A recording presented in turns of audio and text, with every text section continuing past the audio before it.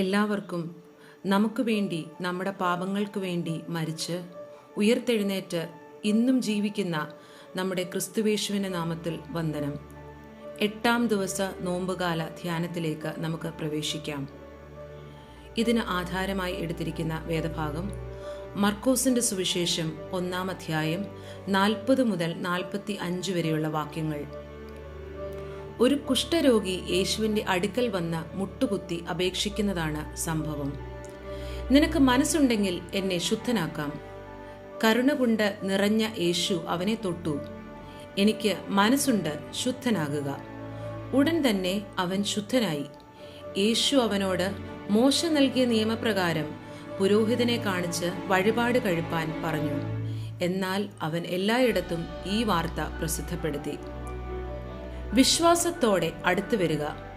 സമൂഹം തള്ളിപ്പറഞ്ഞവനായിരുന്ന കുഷ്ഠരോഗി ലജ്ജയോ ഭയമോ കൊണ്ടല്ല, വിശ്വാസത്തോടെയാണ് യേശുവിനെ സമീപിച്ചത്. നോമ്പുകാലം നമ്മെ ക്ഷണിക്കുന്നത് നമ്മുടെ പാപങ്ങളോടും വേദനകളോടും കൂടി യേശുവിൻ്റെ അടുക്കൽ വരാനായിട്ടാണ്.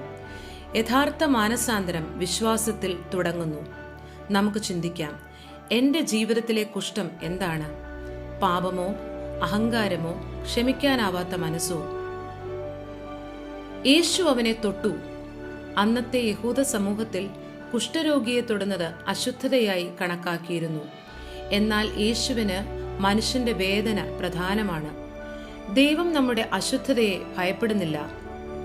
അവൻ നമ്മെ തൊടുന്നു. അവൻ നമ്മെ തൊടുമ്പോൾ നാം ശുദ്ധരാകുന്നു. നമുക്ക് ചിന്തിക്കാം, യേശുവിനെ സ്നേഹത്തോടെ തൊടാൻ ഞാൻ അനുവദിക്കുന്നുണ്ടോ? എനിക്ക് മനസ്സുണ്ട്. നോമ്പുകാലത്തിൻ്റെ ഏറ്റവും മനോഹരമായ വാക്കുകൾ. ദൈവം നമ്മെ ക്ഷമിക്കാൻ മനസ്സില്ലെന്ന സംശയം പലപ്പോഴും നമ്മിൽ ഉണ്ടായേക്കാം. ഈ വചനത്തിൽ ക്രിസ്തു നമുക്ക് ഉറപ്പ് നൽകുന്നു. അവൻ തയ്യാറാണ്, കരുണയോടെ കാത്തിരിക്കുകയാണ്. കൃപയ്ക്ക് ശേഷമുള്ള അനുസരണം. ശുദ്ധനായ ശേഷം യേശു നൽകിയ നിർദ്ദേശം അനുസരിക്കേണ്ടതായിരുന്നു. കൃപ ലഭിച്ചാൽ അതിനുശേഷം അനുസരണം വേണം. സുഖം ലഭിച്ച ശേഷം ഞാൻ ദൈവത്തിൻ്റെ വഴിയിൽ നടക്കുകയാണോ? നന്ദി അനുസരണമായി നമ്മളിൽ മാറുന്നുണ്ടോ? നമുക്ക് ചിന്തിക്കാം. പ്രാർത്ഥന. കർത്താവായ യേശുവേ, നിനക്ക് മനസ്സുണ്ടെന്ന് ഞാൻ വിശ്വസിക്കുന്നു. എൻ്റെ പാപങ്ങളും ദുർബലതകളും നീ ശുദ്ധീകരിക്കണമേ. ഈ നോമ്പുകാലത്തിൽ ഞാൻ വിശ്വാസത്തോടെ നിന്റെ അടുക്കൽ വരട്ടെ. നിന്റെ കരുണ എന്നെ മാറ്റട്ടെ. ആമേൻ.